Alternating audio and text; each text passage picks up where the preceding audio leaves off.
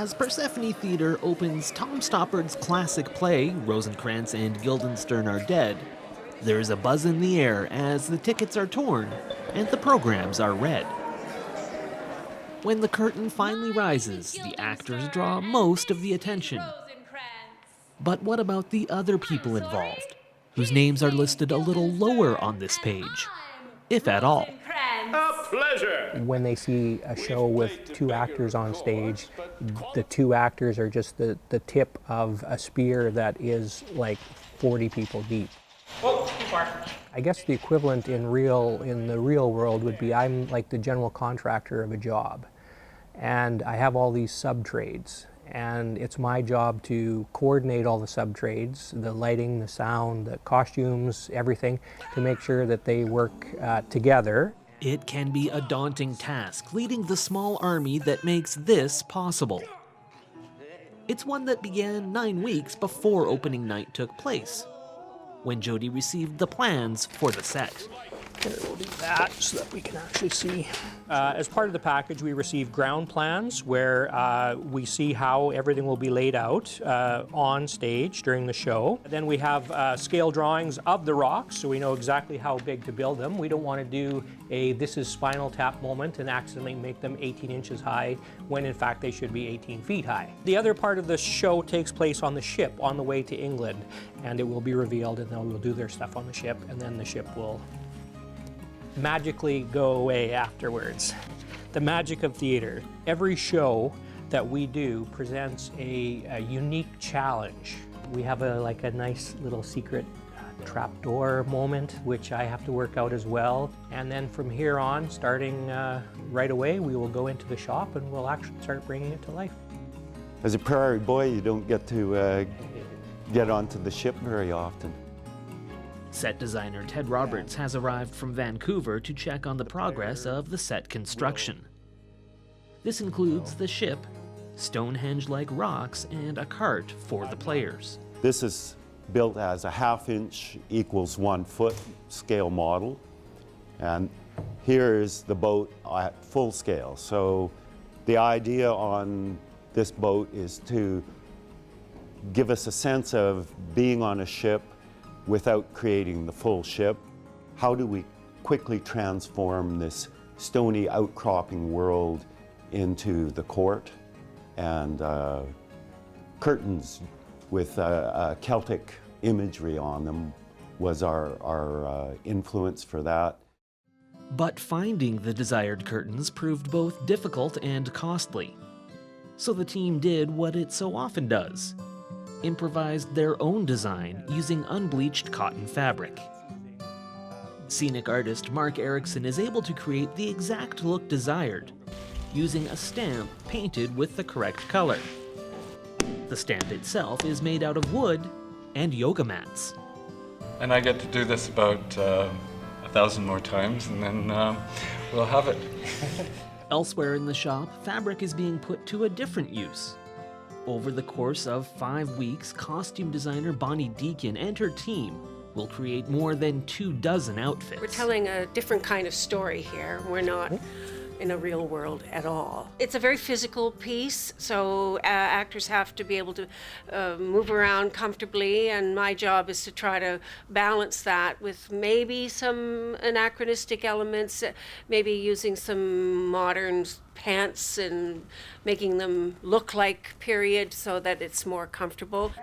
Members of the cast get their first looks at the costumes they will don at the initial meet and greet.